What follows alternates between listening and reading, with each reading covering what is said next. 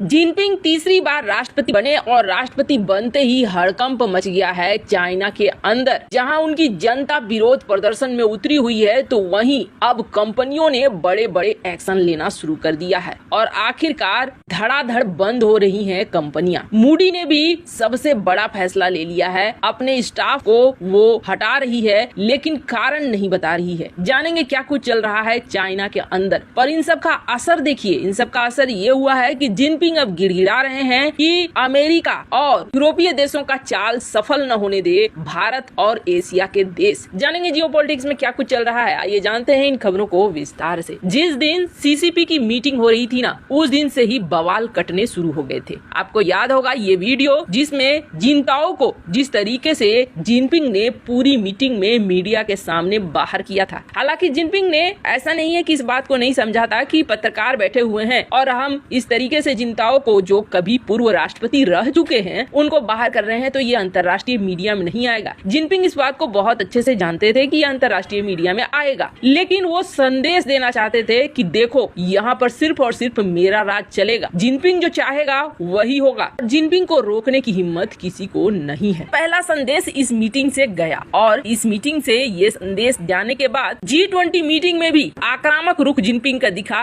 Canada के PM के साथ, जो लड़ने को उतारू थे। यहाँ दोनों चीजों से ये तो साफ हो गया कि जिनपिंग अपनी मनमानी करेगा। अमेरिका के साथ 3 घंटे की बैठक हुई बाइडेन और जिनपिंग की, लेकिन इस 3 घंटे की मीटिंग के बाद अमेरिका की तरफ से एक शब्द बोला गया कि चाइना बदलने वाला नहीं है। इसमें भी समझ में आ गया कि जिनपिंग के आने के बाद स्थिति अच्छी नहीं बल्कि बहुत खराब हो रही है। जहाँ एक तरफ ये मीटिंग सीटिंग चल रहा था, तो वहीं दूसरी तरफ चाइना में बवाल मचा हुआ था। चाइना में पहला बवाल तो मचा फॉक्सकॉन की कंपनी के अंदर, जहां पर इन्होंने वर्कर्स को बंद करके रखा हुआ था, करीब 1 लाख वर्कर्स, और उनमें से कई हो गए संक्रमित, जिसके बाद फैलने लगी महामारी। अब वर्कर्स वहां से दीवार फांद फांद कर भागने लगे, सड़कों पर जहां तहां मिलने लगे, पैदल ही अपने घर के लिए निकलने लगे। स्थिति बहुत भयानक हो गई। फॉक्सकॉन कंपनी को आखिरकार शट डाउन करना पड़ा, इसने बंद कर दिया कुछ दिनों के लिए ऑपरेशंस, क्योंकि और कोई तरीका था नहीं। अब फॉक्सकॉन ने ये जो ऑपरेशन बंद किया, इससे नुकसान अमेरिका को ही हुआ। अमेरिका को इसलिए नुकसान हो गया कि फॉक्सकॉन जो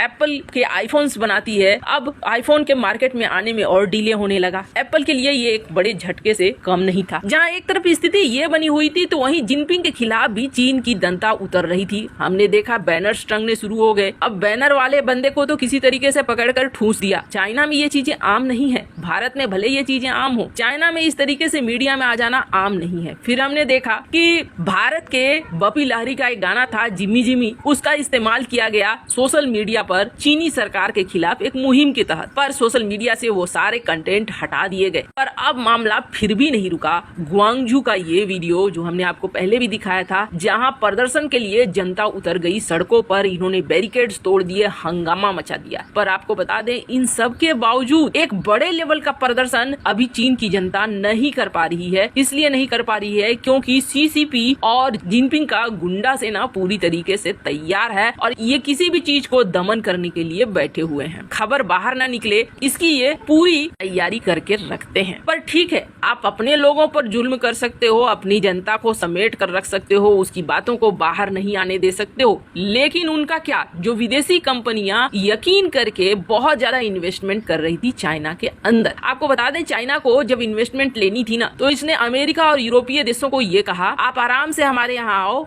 बिजनेस करो, जितने पैसे में आपको मजदूरी चाहिए हम उतना सस्ता से सस्ता देंगे। और यही वजह थी कि यूरोप और अमेरिकी कंपनियां मेन पावर और सस्ते में काम हमारा हो जाएगा, बहुत ज्यादा प्रॉफिट हो जाएगा, सोचकर यहाँ पर घुसती चली गई और मैन्युफैक्चरिंग हब सा बनता चला गया। पर अब समय आ गया है जब ऐसे ही जिनपिंग तीसरी बार राष्ट्रपति बने हैं, वैसे ही धड़ाधड़ कंपनियां बंद हो रही हैं। पहले गूगल ने गूगल ट्रांसलेट को बंद किया, ये कह के कि चाइना में इसका इस्तेमाल कम होता है, इसलिए हम इसे बंद ही कर रहे हैं चाइना के अंदर। वहीं दूसरी तरफ यूरोपियन चैम्बर ऑफ कॉमर्स, इन्होंने एक सर्वे कराया। अब यूरोपीय यूनियन की बहुत सारी कंपनियां हैं, इन्होंने कहना शुरू कर दिया कि 2021 के बाद से चाइना राजनीति में बिजनेस को घुसा रहा है और इस वजह से यहाँ काम कर पाना आसान नहीं है। अब बहुत सारी ऐसी यूरोपीय यूनियन की कंपनियां थी जो चाइना के अंदर इन्वेस्टमेंट करना चाहती थी, पर उन्होंने इन्वेस्टमेंट को रोक दिया है। उल्टा ये हो गया है कि बहुत सारी कंपनी निकल कर बाहर आना चाहती है। और ये बात किसने कहा है? ये बात कहा है यूरोपियन चेंबर के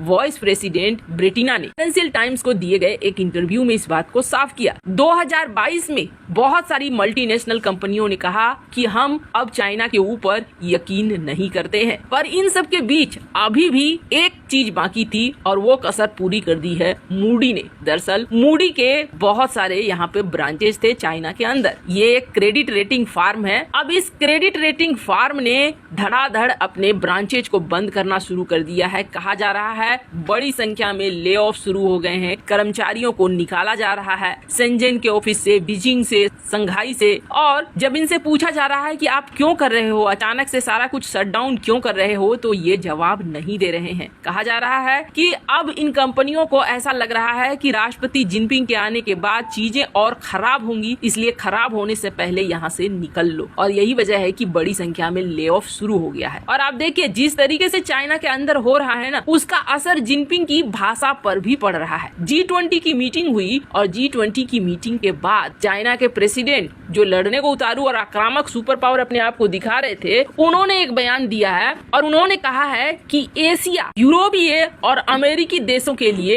एक अखाड़ा नहीं बन जाए, मतलब जहां पर ये फाइट करें और जिसका ये फायदा उठाएं। हमें ऐसे बन के चलना होगा कि ये हमारा फायदा नहीं उठा सके। ये शी जिनपिंग ने खुद कहा है और इसे देखकर ऐसा लग रहा है जैसे पूरी स्थिति से अब जिनपिंग भी हिल गया है। वैसे इन सब मामले में आपकी क्या राय है? क्या चीन पर कभी भरोसा किया जा सकता है? कमेंट कर अपनी राय जरूर बताएं। जल्द मिलते हैं अगले वीडियो में।